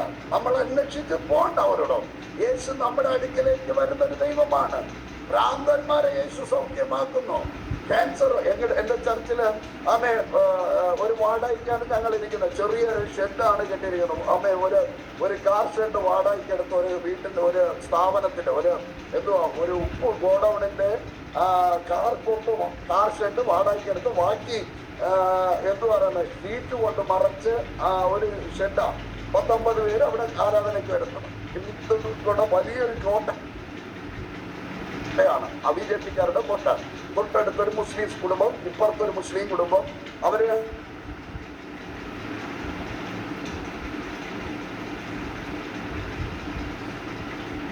ആ വാടകയ്ക്കിരിക്കുന്ന ആ പ്രോപ്പർട്ടിക്കകത്ത് ഈ ബാംഗ്ലൂര് ചെന്നൈ ഒക്കെ പോകുന്ന ബസ്, ബാംഗ്ലൂർ ബസ് എല്ലാ ദിവസവും അവിടെയാ വന്ന് പാർക്ക് ചെയ്തോണ്ടിരുന്നത് കുറച്ച് നാല് മുമ്പേ.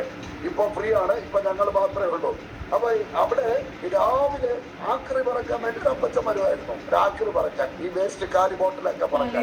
അപ്പൊ ഞാൻ എന്തോ അപ്പച്ചനോട് കണ്ടിട്ട് പറയും, ഇങ്ങനെ ഈ കാലി ബോട്ടിൽ പറയിക്കൊണ്ട് നടന്നാൽ മതി, ചർച്ചിൽ വരണ്ടേ? അപ്പൊ പറഞ്ഞ് ചിരിച്ചോണ്ടങ്ങ് പോകും. പക്ഷെ ഒരു ബൈബിളിൽ നമ്മൾ പഠിക്കുമ്പോഴേ പ്രധാനമന്ത്രി മോദിയുടെ ആത്മാവിന് ഒരു വിലയുണ്ട്. താഴെ കിടക്കുന്ന ഭിക്ഷക്കാരന് ഒരു വിലയ്ക്ക് ആക്രി പറക്കുന്ന ആളിനും ഒരു ആത്മാവിന് ഒരു വിലയുണ്ട്. സർവ്വ ലോകത്തേക്കാൾ ഏറ്റവും വലുതാണത്.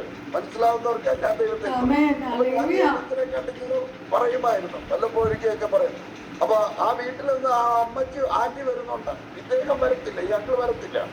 അപ്പോ ഒരു ദിവസമായപ്പോ ആന്റിയോട് പറഞ്ഞു, പാസ്റ്റേ പുള്ളിക്കാർ ഹോസ്പിറ്റലിൽ അഡ്മിറ്റഡാണ്, പാസ്റ്റർ വന്ന് പ്രാർത്ഥിക്കണം, എനിക്ക് വേദനിക്കുക, ഇവിടെ കഴുത്ത് വേദന എന്നൊക്കെ പുള്ളി പറയുന്നത്. ചെന്ന് പ്രാർത്ഥിച്ച് കഴിഞ്ഞപ്പോഴാണ് അവർ റിപ്പോർട്ട് വന്നപ്പോൾ റിപ്പോർട്ട് എടുത്തപ്പോഴാണ് മനസ്സിലായത് ക്യാൻസർ ആയിരുന്നു. പിറ്റേ അദ്ദേഹം വിടുതൽ അദ്ദേഹം ഹോസ്പിറ്റലിൽ കിടന്നിട്ട് ഡോക്ടർമാർ പറഞ്ഞ് വലിയ പ്രയോജനമൊന്നുമില്ല, ഇത്തിരി ഒരു മൊഴി ഉണ്ടായിരുന്നു, വലിയ പ്രയോജനമൊന്നുമില്ല. ഞാനപ്പോൾ പറഞ്ഞ് ചർച്ചിലോട്ട് പോകാം. മറ്റു സഹോദരങ്ങളെല്ലാം പൊടിക്കുന്നു. വീട്ടിന്റെ മുറ്റത്ത് ക്ഷേത്രമുണ്ട്. അപ്പോ നല്ല വീട് വലിക്ക്, മദ്യം വലിക്ക്, എല്ലാം ചെയ്യുന്ന ഒരു മനുഷ്യൻ. പക്ഷെ പിറ്റേ ഞായറാഴ്ച ഞാൻ പറഞ്ഞു, യേശു നിങ്ങളെ സ്നേഹിക്കുന്ന പച്ച, നിങ്ങൾ ചർച്ചിലേക്ക് പോവാ. ചർച്ചിൽ വന്നു. കൈയടിക്കറിയില്ല, പാടാറിയില്ല. ഭാര്യ കൈയടിക്കുമ്പോ അടിക്കുന്ന പാർട്ടിയാണ്.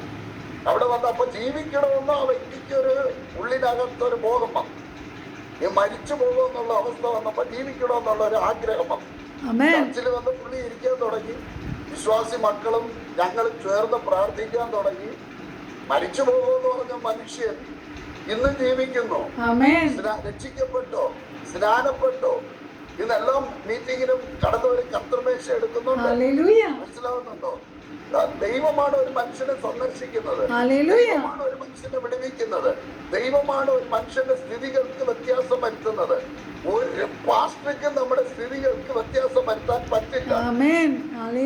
റവറന്റിനോ ഒരു ഡോക്ടറേറ്റ് എടുത്തവർക്കോ ഒരു മനുഷ്യനും നമ്മുടെ ജീവിതത്തെ മാറ്റിമറിക്കാൻ പറ്റില്ല. അവരുടെ അനുഭവങ്ങൾ ചിലപ്പോൾ പ്രചോദനമായിരിക്കും, പക്ഷെ അവരിലൂടെ ദൈവത്തിന് പ്രവർത്തിക്കാൻ കഴിയും. ആ ദൈവദാസന്മാരിലൂടെ ദൈവത്തിന് പ്രവർത്തിക്കാൻ കഴിയും. ബൈബിൾ പറയുന്നത് ഞാനാകുന്നവൻ ഞാനാകുന്നു, മഹത്വം ഞാൻ മറ്റൊരാൾക്കും വിട്ടുകൊടുക്കുകയില്ല. മനസ്സിലാവുന്നുണ്ടോ? ഈ പിതാവിന് സൗഖ്യം വന്നത് എന്നിലൂടെയല്ല, പ്രാർത്ഥിച്ച ദൈവമക്കളുടെ കണ്ണുനീരും കണ്ണിൽ സ്വർഗം കണ്ട് സ്വർഗമാണ് വിടുതൽ കഴിച്ചതാ. ഞാൻ അവന്റെ വേലക്കാരനാ. കൂലി എനിക്ക് അവിടെ നിന്നാ വരുന്നത്. ദൈവത്തിന്റെ പ്രവൃത്തി ഇതാ. ഇത് പലർക്കും മനസ്സിലാക്കാൻ കഴിയാത്തത് കൊണ്ടാണ്. അതുകൊണ്ട് ബൈബിൾ പറയുന്നത് നമ്മൾ വിതച്ചിടുക, ഒരു നാൾ നമുക്ക് കൊയ്യാം. നമ്മുടെ സുവിശേഷം ഇന്ന് ഈ ഗൂഗിൾ മീറ്റിലൂടെ എന്താ ചെയ്യുന്നത്? നമ്മൾ വിതച്ചിടുകയാ വചനം.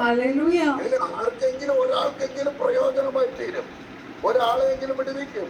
എത്ര പേര് കടഭാരത്തിൽ നിരാശപ്പെട്ട് ആത്മഹത്യ ചെയ്തവരുണ്ടെന്ന് വരെ ചിന്തിക്കുന്നവരുണ്ട്. മനസ്സിലാക്കുന്നുണ്ട്? അതിന്റെ ഇടയിൽ ദൈവം ഇന്ന് സന്ദർശിക്കുക. പരിശുദ്ധാത്മാവ് പരിശുദ്ധാത്മാവ് ഒരു വിടുതൽ വരുന്നു. ഇപ്പോ ഇരിക്കുന്ന അവസ്ഥകൾക്ക് മാറ്റം വരും. നമ്മൾ ജീവിതത്തിൽ ഒരു മാറ്റവും സന്തോഷമെന്ന. അതുകൊണ്ടാണ്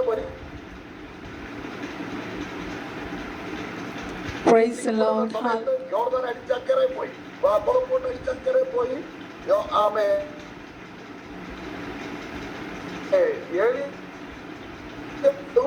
ഏലിയാവിന്റെ പുതപ്പ് ഏലിച്ചാതെ വന്ന് യോർദാൻ അടിച്ച് ഏലിച്ചക്കരം പറയുന്നുണ്ട് ഈ പട്ടണത്തിന്റെ.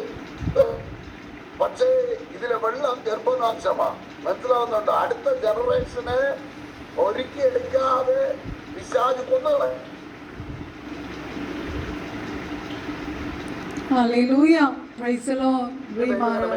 പലരുടെയും ഇരിപ്പ് ഇതുപോലെയാ. പുറമെ കാണുമ്പോ എല്ലാം ഉണ്ട്, വീടുണ്ട്, കാറുണ്ട്, സമ്പത്തുണ്ട്, മക്കൾ ഡോക്ടറാണ്, പക്ഷെ അകത്ത് മൊത്തം ചീഞ്ഞു നിറഞ്ഞ പല അനുഭവങ്ങളും പലരുടെയും ജീവിതത്തിലുണ്ട്. അത് മാറണമെങ്കിൽ വിളിച്ച ദൈവത്തെ വിശ്വസ്തനായിരുന്ന് ദൈവത്തോട് നമ്മുടെ കുറവുകളുണ്ടല്ലോ അത് ഏറ്റു പറഞ്ഞ് മാനസാന്തരപ്പെട്ട് വീണ്ടും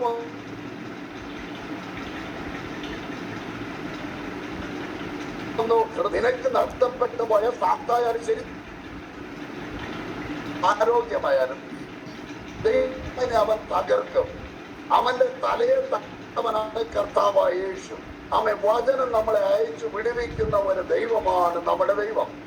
അതുകൊണ്ട് തന്നെ ഇന്ന് രാത്രിയിൽ പറയുന്നു, ശത്രുക്കളെ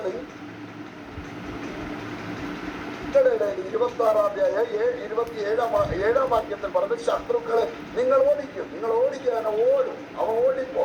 ശത്രുക്കൾ അവൻ തകർത്ത് കളയും. ഇന്ന് നിനക്ക് വിരോധമായി നിന്റെ നന്മവോ സഹോദരങ്ങൾ പിടിച്ചു വെച്ചിട്ടുണ്ടെങ്കിൽ, നിന്റെ വസ്തു സംബന്ധമായ പ്രശ്നങ്ങൾ നിന്റെ ജീവിതത്തിലുണ്ടെങ്കിൽ, നിന്റെ ജീവിതത്തിൽ നിനക്ക് കിട്ടേണ്ട നന്മകളെ ആരെങ്കിലും അപകരിച്ചു വെച്ചിട്ടുണ്ടെങ്കിൽ, നീ ഒന്നും ചെയ്യണ്ട. നിന്റെ കാൽക്കീഴിൽ വരുന്ന ദിവസങ്ങൾ ഉണ്ടാകുമെന്ന് പരിശുദ്ധാത്മാവ് ദൂത് പറയും. കർത്താവിന് ഇന്ന് രാത്രി നിന്നെ വിടുവിക്കുവാനും നിന്നെ തൊടുവാനും നിന്നെ സൗഖ്യമാക്കുവാനും യേശുവിന്റെ കരമുണ്ട്.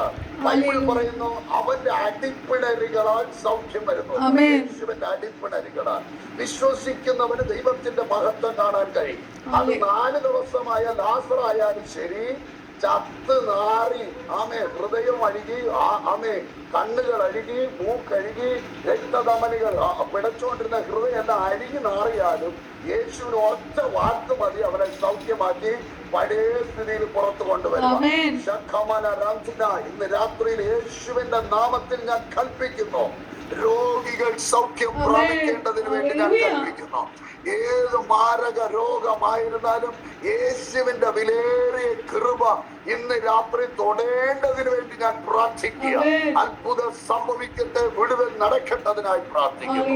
അപ്പോ എന്താ സംഭവിക്കേണ്ടത്? നമ്മൾ അനുഗ്രഹം നന്മയും പ്രാപിക്കണമെങ്കിൽ ദൈവത്തിന്റെ വചനത്തെ നമ്മൾ അനുസരിക്കണം.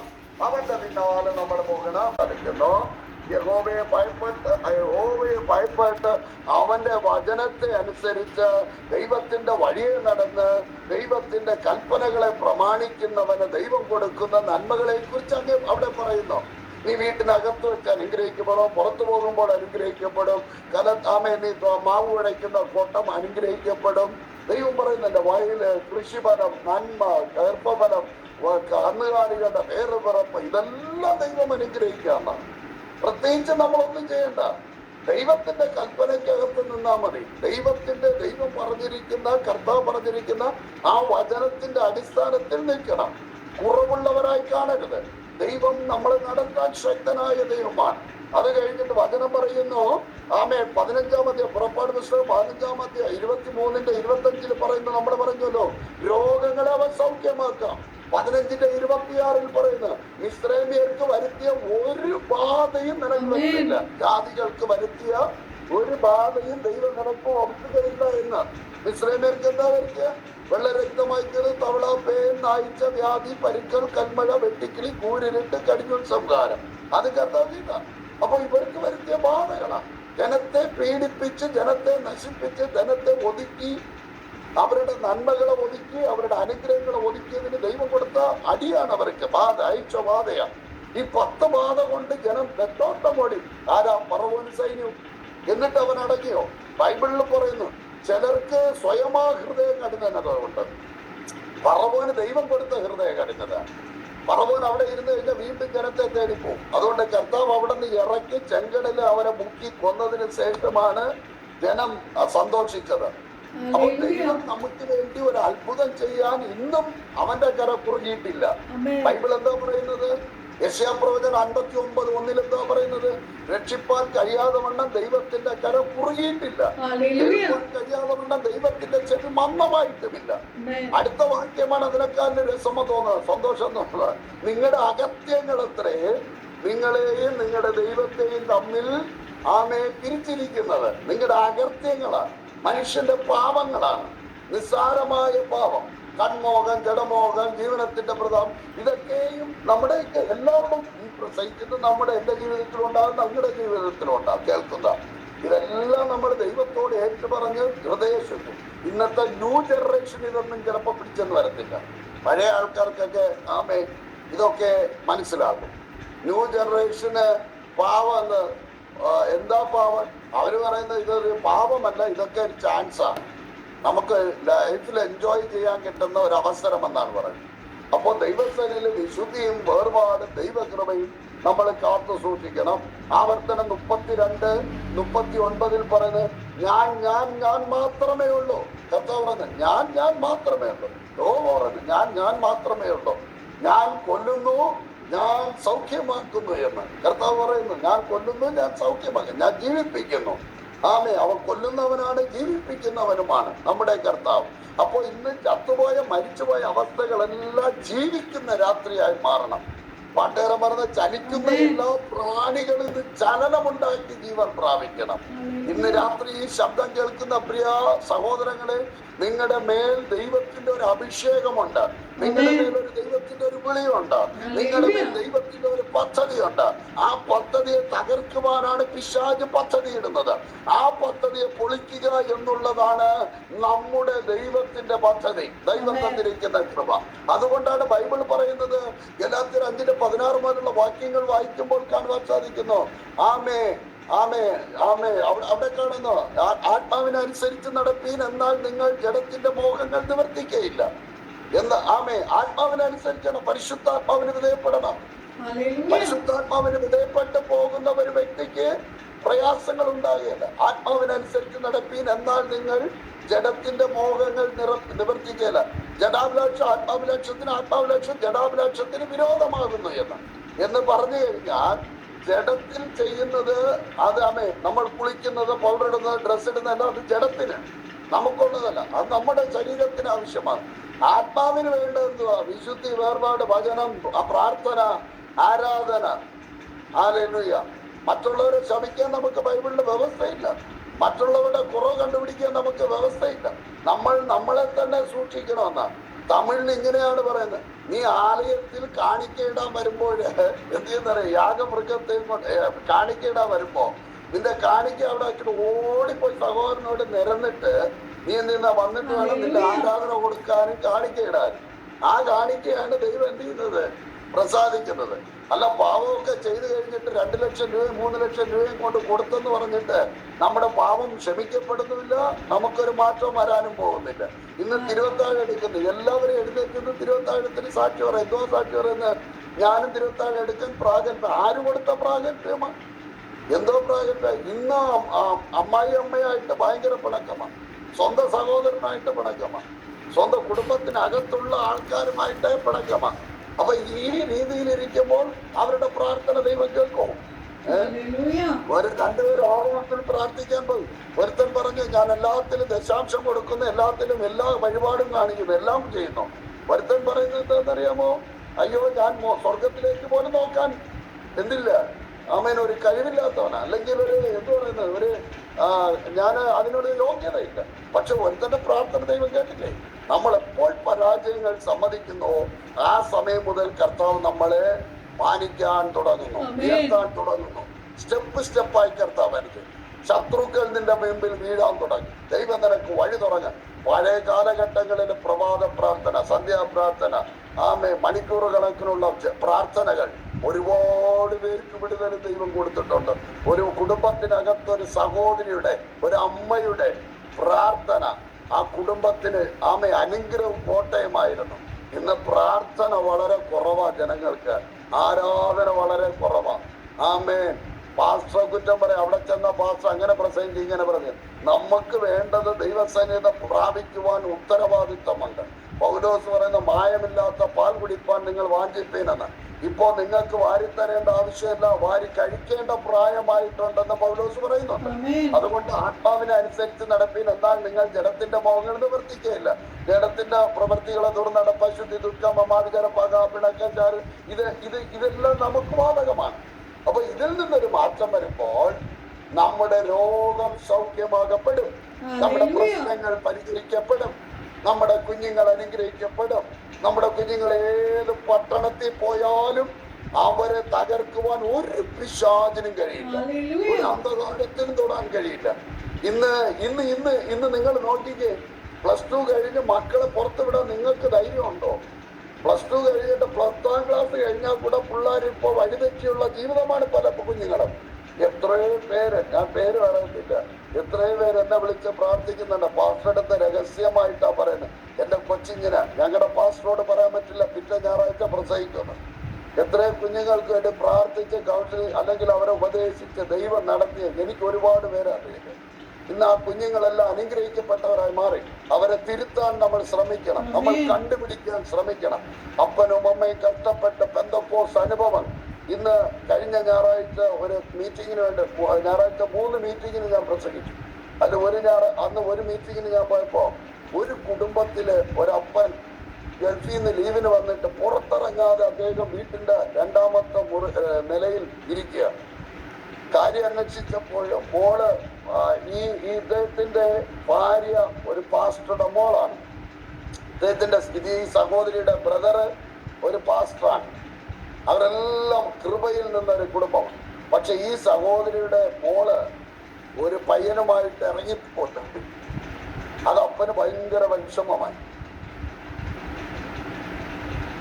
അപ്പൻ എത്ര വർഷം കൊണ്ട് വീട്ടിലിട്ട് അതിനകത്ത് ഒളിച്ചിരിക്കുന്നവരാണ് ബന്ധക്കോസുകാരാ, ദൈവാസന്മാരുടെ മക്കളാണ്. ഈ ലെവലിലേക്ക് പോയി. എന്താണെന്നറിയാമോ? ട്യൂഷൻ ഉള്ളത് എന്തെങ്കിലും പഠിക്കും പോയി. എന്താണ് മക്കളെ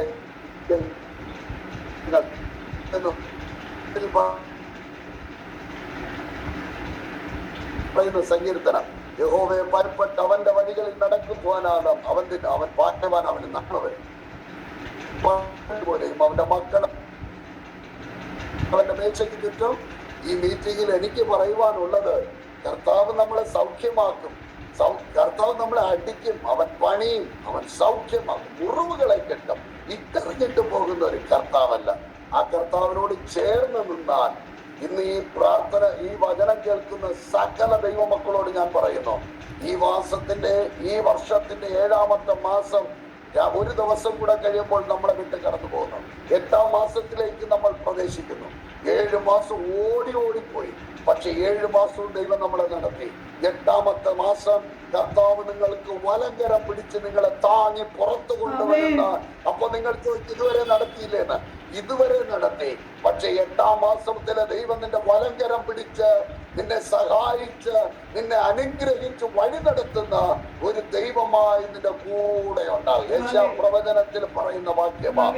അതുകൊണ്ട് ദൈവം സങ്കീർത്തനം 41:3-4 വാക്യത്തിൽ ഇങ്ങനെ പറയുന്നു, യഹോവ അവനെ രോഗശയ്യയിൽ നിന്ന് താങ്ങും. ആമേ.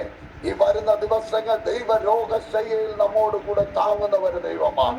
ആമേ. വചനം പറയുന്നത് 103, ആമേ, സങ്കീർത്തനം 103:3 പറയുന്നത് ഇങ്ങനെയാണ്. ആമേ. ദൈവം തന്റെ മനുഷ്യന്റെ അകൃത്യങ്ങളെ മോചിപ്പിച്ചു തരും. നമ്മുടെ പാപം ഏത് തന്നെയായാലും. ഒന്ന് സഹോദരങ്ങളെ, നമ്മൾ അറിയുന്ന കർത്താവ് ഇന്ന് രാത്രി നിന്റെ പാവങ്ങളെ മോചിപ്പിച്ച് നിന്നെ വിടുവിക്കുന്നവർ ദൈവം. 147 പറയുന്നു, മനം തകർന്നവനെ അവൻ സൗഖ്യമാക്കുന്നു. ഇന്ന് രാത്രി യേശു നിന്നെ സൗഖ്യമാക്കുന്നു. ആമേ. മത്തായിയുടെ സുവിശേഷം 9:35 നിങ്ങൾ പഠിക്കുമ്പോൾ കാണുന്നു, യേശു രോഗികളെ സൗഖ്യമാക്കുന്നു. ഇന്ന് രാത്രിയിൽ അല്പനേരം ദൈവസേനയിൽ പറയട്ടെ, ഒരു വിടുതലിന്റെ രാത്രിയായി കർത്താവ് മാറ്റാൻ പോവുക. ചില നിന്റെ ഭാരപ്പെടുന്ന ആരോട് പുറത്തു പറയാൻ കഴിയാതെ, ആമേൻ, നീ നിലവിളിക്കുന്ന, പേഴ്സണലായി നിലവിളിക്കുന്ന പല വിഷയങ്ങളുടെ മേൽ യേശുവിന്റെ കരം വെളിപ്പെടും. പല വിഷയങ്ങളുടെ മേൽ യേശുവിന്റെ കരം വെളിപ്പെടും. ദൈവത്തിന്റെ കൃപ വെളിപ്പെടും. ഇന്ന് രാത്രി ഞാൻ നിങ്ങളോട് പറയട്ടെ, അഭിഷേകം നമ്മുടെ മുന്നിലുണ്ടെങ്കിൽ നമ്മളെ, ആമേ, എന്ന് തള്ളിയവർ പരിഗണിച്ചേ പറ്റും. നമ്മളെ ഒരു കാലഘട്ടത്തിന് നമ്മളെ ഉപേക്ഷിച്ചവർ ഒരു നാൾ പരിഗണിച്ചേ പറ്റും. അവർ നമ്മളെ ചേർത്ത് കൊണ്ടേ മതിയായി തീരുകയുള്ളൂ. ഇന്ന് രാത്രി ഞാനൊരു ദൂത് പറയുകയാണ്. യോസേപ്പിനെ ആരൊക്കെ തള്ളിയിട്ടുണ്ടോ അവർ പരിഗണിക്കേണ്ടി വന്നു. സ്വന്തം പറഞ്ഞാട്ടെ. ആമേ. കാരാഗ്രഹത്തിൽ തള്ളപ്പെടുമ്പോഴും, ആമേ, സഹോദരങ്ങൾ തള്ളപ്പെടുമ്പോഴും, ആമേ, പൊട്ടക്കിണറ്റിനകത്ത് വീഴുമ്പോൾ യോസേപ്പിനെ, ആമേ, മാന്യമായിട്ടല്ല അടിമച്ചന്തയിൽ കൊണ്ടുപോയത്. എങ്ങനെയാ കൊണ്ടുപോയെന്നറിയാം? വസ്ത്രം ഊരി, ആമേൻ, ആമേ, അവനെ വിവസ്ത്രനാക്കി. അവന് ഒരു കുറവുമില്ല. ഇവനെ ഈ അടിമയ്ക്ക് ജോലി ചെയ്യാൻ പറ്റുമെന്നുള്ള ഒരവസ്ഥയിൽ കൊണ്ടുവന്ന്, ചന്തയിൽ കൊണ്ടുവന്ന് നിർത്തിയ യോസേപ്പിനെ, ആമേ, ദൈവ രാജ്യങ്ങളുടെ നടുവിൽ രാജവസ്ത്രം ധരിപ്പിച്ച്, അല്ലെങ്കിൽ മന്ത്രിവസ്ത്രം ധരിപ്പിച്ച്, അവൻ ശ്രേഷ്ഠനായ രാജസിംഹാസനത്തില് യോസേപ്പിന് അപ്പോയിന്റ്മെന്റ് ചെയ്ത് പിൻവാതിലൂടെ അല്ല, മുൻവാതിലൂടെ, ആ കാർപ്പറ്റിലൂടെ നടന്ന് രാജസിംഹാസനത്തിന്റെ മുൻപിൽ വന്ന് നിർത്തുവാൻ പരിശുദ്ധാത്മാവ് വിശ്വസ്തനായ യോസേപ്പിന് ദൈവം കൂടെ ഇരുന്നുവെങ്കിൽ ഇന്ന് രാത്രിയിൽ ചില ചലനങ്ങൾ കുടുംബത്തിനകത്ത് നടക്കും. നിന്റെ തലമുറയെ കുറിച്ച് നീ ഭാരപ്പെടുന്ന വിഷയം, നിന്റെ ഭർത്താവിനെ കുറിച്ച് ഭാരപ്പെടുന്ന വിഷയം, നിന്റെ ഭാര്യയെ കുറിച്ച്, ഭർത്താവിനെ കുറിച്ച് ഭാരപ്പെടുന്നത്, സഹോദരങ്ങളെ കുറിച്ച് ഭാരപ്പെടുന്നത്, ഇന്ന് രാത്രി കിടരോഗികളായിരിക്കുന്ന ചില രോഗികളുടെ മേല്, നിന്റെ വിഷയങ്ങളുടെ മേൽ യേശുവിന് ഇന്ന് രാത്രി യേശുവിന്റെ വലിയ കരം ഇന്ന് രാത്രി തൊടുവാൻ തക്കമുള്ള ഒരു അഭിഷേകത്തിന്റെ ശക്തി ഈ ഗൂഗിൾ മീറ്റിലൂടെ ഇറങ്ങിയിട്ടുണ്ട്. എന്റെ ജനമേ, ഇന്ന് രാത്രി ദൈവത്തെ നാമത്തിൽ നീ വിശ്വസിക്കുന്നു എങ്കിൽ ആമേ ലാസറേ എന്ന് വിളിച്ച ഉടനെ തന്നെ ഇന്ന് രാത്രി നിങ്ങളെ കൊണ്ടുവരികയാണ്. നിങ്ങൾക്കെതിരെ എഴുന്നേൽക്കുന്ന അന്ധകാരങ്ങളെ ഉടച്ച്, പ്രതികൂലങ്ങളെ ഉടച്ച്, പോരാട്ടങ്ങളെ ഉടച്ച് യേശുവിന്റെ നാമത്തിൽ അവർ പുറത്തു കൊണ്ടുവരികയാണ്. എത്ര പേർക്ക് ഇന്ന് രാത്രി വിശ്വസിപ്പാൻ കഴിയാം? അവൻ നമുക്ക് വേണ്ടി മരിച്ചവനാണ്. ഒരു സാക്ഷ്യം കൂടെ ഞാൻ പറഞ്ഞിട്ട് ഞാൻ എന്റെ വാക്യം അവസാനിപ്പിക്കുക. നമ്മൾ വിതച്ചിടുക, ഒരു നാൾ നമുക്ക് എന്ത് വിഷയമുണ്ട് പ്രാർത്ഥിക്ക്. ആമ ഇന്ന് കിട്ടിയില്ലെന്ന് വന്നേക്കാം, നാളെ കിട്ടിയെന്നില്ലെന്ന് വന്നേക്കാം, അടുത്ത മാസം കിട്ടിയില്ലെന്ന് വന്നേക്കാം. പക്ഷേ നിന്റെ ജീവൻ പോകുന്നതിന് മുമ്പ് നീ അത് അനുഭവിച്ചിരിക്കാം. ആമേ ശത്രു പറയും തരില്ല എന്ന് പറയും, പക്ഷെ കർത്താവ് നിനക്കത് കരങ്ങളിൽ തരുന്നത് വരെ നീ വിടരുത്, സംശയിക്കരുത്, വിശ്വാസത്തോടെ പ്രാർത്ഥിക്കണം. ഞങ്ങളുടെ സഭയിൽ ഒരു കുടുംബം വരുന്നുണ്ട്. ആ കുടുംബത്തിന്റെ മൂത്ത മകള് സ്നേഹിച്ച ഒരു പയ്യനോട് കല്യാണം കഴിച്ചു വിട്ടതാ. അവനാണെങ്കിൽ കൊടി ഹിന്ദുവാണ്. ഹിന്ദു എന്ന് പറഞ്ഞു കഴിഞ്ഞാൽ അവരുടെ കുടുംബമാണ് ആ ക്ഷേത്രത്തില് കൊടിമരം വെട്ടുന്നത്. എല്ലാ വർഷവും കൊടിമരം ഉത്സവത്തിന് കൊടിമരം വെട്ടുന്നത് അവരാ. ഈ പയ്യനാ പോകുന്നത്. ആനയുടെ മണ്ടയിൽ തിടമ്പെടുത്ത് കയറുന്നത് ഇവനാണ്. അവന്റെ പേര് ഞങ്ങൾ കുട്ടാന്ന് വിളിക്കും, വിനോദ് എന്നാണ് അവന്റെ പേര്. അപ്പൊ ഒരു കല്യാണത്തിന് ഇളയ കുട്ടിയുടെ, അവർ 3 മക്കളാണ്, ഇളയ കുട്ടിയുടെ കല്യാണത്തിന് ഇവർ വന്നപ്പോഴേ ഞാൻ ഇവനെ കണ്ടിട്ട് പറഞ്ഞു, വിനോദേ ദൈവത്തെ അറിയും,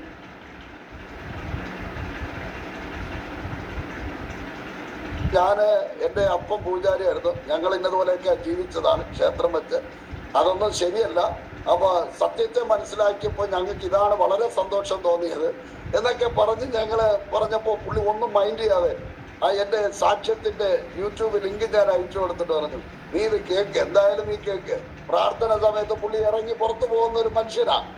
അവിടെ ഞങ്ങളോടൊന്നും വലിയ താല്പര്യമില്ല. അപ്പോ ആ അമ്മയോട് ഞാൻ ചോദിച്ചു, ഇവർക്ക് എന്തെങ്കിലും പ്രശ്നമുണ്ടോ? ഇല്ല പാസ്റ്റർ, അവരൊക്കെ വളരെ സന്തോഷമാണ്. പക്ഷെ അപ്പോഴും അവരുടെ കുടുംബജീവിതത്തിൽ വലിയ പ്രശ്നങ്ങളാണ് അവിടെ നടന്നുകൊണ്ടിരിക്കുന്നത്.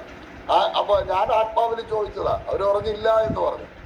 ദൈവകൃപയാല് കഴിഞ്ഞ വർഷം ഡിസംബർ 31 കഴിഞ്ഞ വർഷം ഡിസംബർ 31 അപ്പോ ഞാൻ വീട്ടില് അന്ന് രാത്രി ന്യൂ ഇയർ ആരാധനയ്ക്കുള്ള മെസ്സേജ് ഒക്കെ പ്രിപ്പയർ ചെയ്ത് ഞാൻ ഇവിടെ വീട്ടിലിരിക്കുമ്പോൾ രാവിലെ 7 മണിക്ക് എനിക്കൊരു കോൾ വരിക, വീട് വരെ ഒന്ന് വരണമെന്ന്. അപ്പൊ ഞാൻ വണ്ടി എടുത്തോട്ട് പെട്ടെന്ന് എൻ്റെ ഭാര്യയോടും പോലും പറയാതെ ബൈബിളും എടുത്ത് ആ വീട് വരെ പോയി. എനിക്ക് മനസ്സിലായി എന്തോ ഒരു പ്രശ്നമുണ്ട്. അവിടെ ചെന്നപ്പോൾ വിനോദ് എന്ന് പറയുന്ന ആമേ മനുഷ്യൻ നല്ല ഹൈറ്റാണ്, ആമേ ഭയങ്കര ബലശാലിയാണ്. ഇദ്ദേഹം അവിടെ ഇരിപ്പുണ്ട്. എന്നെ കണ്ടുകൊണ്ടെന്ന് കണ്ണൊക്കെ ഉരുട്ടാൻ തുടങ്ങി, അടിക്കാനുള്ള ഒരു പരുവത്തിലൊക്കെ ഇരിപ്പുണ്ട്. ഞാൻ ചോദിച്ചു എന്ത് പറ്റിയെന്ന് ചോദിച്ചു. അപ്പൊ അദ്ദേഹത്തിന്റെ ഫാദറിലോ പറഞ്ഞ്, പാസ്റ്റർ ഇവനത്ര ശരിയില്ല, ഒരു കാര്യം ഭ്രാന്ത് പോലെ ഇരിക്കുന്നു. എനിക്ക് മനസ്സിലായി പിശാചാണെന്ന് മനസ്സിലായി. അതുകൊണ്ടാണ് പാസ്റ്റർ വിളിച്ചത്. ഞങ്ങളായിട്ട് വിളിച്ചതല്ല, കുട്ടൻ തന്നെ പറഞ്ഞു പാസ്റ്റർ എന്ന് വിളിക്ക്, പാസ്റ്റർ വന്നാൽ പ്രാർത്ഥിച്ചാൽ സുഖം ഉണ്ടാവും. അവ ഉറങ്ങിയിട്ട് 2-3 ആഴ്ചയായി. വല്ലാതെ ഇവനിട്ട് ആലട്ടി, ഇവന് ആത്മഹത്യ ചെയ്യാൻ പോകുന്നു, തൂങ്ങാൻ കയറെടുക്കുന്നു, വണ്ടി എടുത്തോണ്ടെന്ന് ഇടിക്കാൻ നോക്കുന്നു, ഇങ്ങനെയൊക്കെയുള്ള പ്രശ്നങ്ങൾ. ഞാൻ അവിടെ ചെന്ന് 1/2 മണിക്കൂർ കേട്ടോണ്ടിരുന്നു. ഞാൻ അടുത്ത് കുട്ടറെ പിടിച്ചെൻ്റെ അടുത്തിരുത്തിയിട്ട് ഞാൻ പ്രാർത്ഥിക്കാൻ തുടങ്ങി. 1 ഗ്ലാസ് വെള്ളം പ്രാർത്ഥിച്ചു കൊടുത്ത് അങ്ങ് ഇളകാൻ തുടങ്ങി. ഭയങ്കര ദൃഢഗാത്രനായ മനുഷ്യനാണ്, കയ്യിൽ പോലും കിട്ടത്തില്ല. അപ്പോ ഇയാളിരുന്ന ഭാര്യയെ ചൂണ്ടി വിളിച്ചു. ഇങ്ങനെ ഞാൻ പറഞ്ഞു, നീ അടുത്ത് പോണ്ട, മാറി നിൽക്കാൻ പറഞ്ഞു. കേൾക്കാതെ അടുത്തോട്ട് പോയി. ഇദ്ദേഹം കയ്യിൽ കയറി പിടിച്ചു, കയ്യെ പിടിച്ച് തിരിച്ചു. ആ കൈ വിടുവിക്കപ്പെടാൻ പോലും പറ്റുന്നില്ല. ഞാൻ യേശുവിന്റെ നാമം പറഞ്ഞു വിട്ടു, കൈയൊക്കെ വിട്ടു, അവിടെ ഇരുന്ന് കാര്യം പറഞ്ഞു. കുറെ കഴിഞ്ഞപ്പോൾ ഇദ്ദേഹം പ്രാർത്ഥിച്ച ഉടനെ താഴേക്ക് വീണിട്ട് ഞാൻ പറഞ്ഞു, കുട്ടനെ കഴിക്കാൻ ആഹാരം കൊടുക്ക്. അന്ന് വരെ 2 ആഴ്ച ഭക്ഷണം കഴിച്ചിട്ട് അന്ന് പുള്ളി അപ്പോഴിരുന്ന് ഭക്ഷണം കഴിച്ചു. ഞാൻ പറഞ്ഞു നന്നായിട്ട് ഉറങ്ങി എഴുന്നോട്ടേട്ടെ, രാത്രി മീറ്റിങ്ങിന് കൊണ്ടുവരാൻ പറഞ്ഞു. പക്ഷേ അത് അനുസരണം, അതാ ദൈവം എനിക്ക് അവരുടെ വിടുതലിന്റെ കാരണം അതാ. ഇദ്ദേഹം ഉടനെ തന്നെ എന്തെന്നറിയാമോ, ഞങ്ങൾ ആരാധനയ്ക്ക് വരാമെന്ന് പറഞ്ഞു. വൈകുന്നേരത്ത് രാത്രി 12 മണി 1 മണി വരെ ആരാധന അടക്കുക. അപ്പോൾ ആരാധനയ്ക്ക് വന്നിരുന്നു. അന്ന് ദൈവാത്മാവ് തന്നോട് സംസാരിച്ച് തൻ്റെ ബന്ധനങ്ങളെല്ലാം അഴിഞ്ഞു. പിറ്റേ മാസത്തിൽ 2 മാസം കഴിഞ്ഞപ്പോൾ 3 മാസം കഴിഞ്ഞപ്പോൾ ഉത്സവം നടക്കുക ക്ഷേത്രത്തിൽ. വിനോദിനെ തേടി കുട്ടനെ തേടി ആൾക്കാർ അന്വേഷിക്കണം. ഇവൻ പോയാലേ കൊടിമരം വെട്ടാൻ പറ്റത്തുള്ളൂ. 2, ഇവൻ പോയാൽ ആനയുടെ തോളിൽ ആനയുടെ പുറത്തെ തിടമ്പെടുക്കാൻ പറ്റുള്ളൂ. കുട്ടൻ പറഞ്ഞ് ഞാനിനി ഈ വഴിക്കേ ഇല്ല. ഫോൺ സ്വിച്ച് ഓഫ് ചെയ്ത് 3 മാസം ഫോൺ സ്വിച്ച് ഓഫ് ചെയ്ത് കുളിക്കാൻ അവിടെ ഇരുന്ന് ആമേ നല്ലൊരു മനുഷ്യൻ. ആ കുടുംബം മുഴുവനും ദൈവത്തെ അറിഞ്ഞ് ഇന്ന് കുട്ടൻ ദുബായില് അബുദാബിയില് ഒരു നല്ലൊരു ജോലിയിലേക്ക് പ്രവേശിച്ച് നന്നായിട്ട് കർത്താവിന്റെ സന്നിധിയിൽ ആ കുടുംബം മുഴുവനും നിൽക്കുന്നു. ഞാൻ പറഞ്ഞെന്ന് പറഞ്ഞാൽ ദൈവം തൊടും. നിങ്ങൾക്ക് ഭാരമുള്ള വിഷയങ്ങൾ, പ്രയാസമുള്ള കഠിനമായ വിഷയങ്ങൾ ദൈവസന്നിധിയിലേക്ക് കൊണ്ടുപോവാ. കർത്താവ് അതിനെ നടത്തി തരുവാൻ ശക്തനായ ദൈവമാണ്. യാക്കോബ് 5:14-15 പറയുന്നു, നിങ്ങൾക്ക് ദീനമുണ്ടെങ്കിൽ സഭയിലെ മൂപ്പന്മാരെ വിളിച്ച് എണ്ണ പൂശി പ്രാർത്ഥിപ്പേ, നിങ്ങൾക്ക് വിടുതലുണ്ടാകും. ഇന്ന് രാത്രി അഭിഷേകം നിങ്ങളുടെ മേൽ വരുമ്പോൾ വലിയൊരു വിടുതലുണ്ട്. എല്ലാവരും ഒന്ന് കണ്ണുകൾ അടച്ചാട്ടെ. ആ കർത്താവിന്റെ സന്നിധിയിലേക്ക് ഒന്ന് സമർപ്പിച്ചാട്ടെ. യേശുവിന്റെ നാമത്തില് ഞാൻ നിങ്ങൾക്ക് വേണ്ടി പ്രാർത്ഥിക്കാൻ വേണ്ടി പോവുക. ഇന്ന് രാത്രി നമ്മൾ സ്ക്രീൻ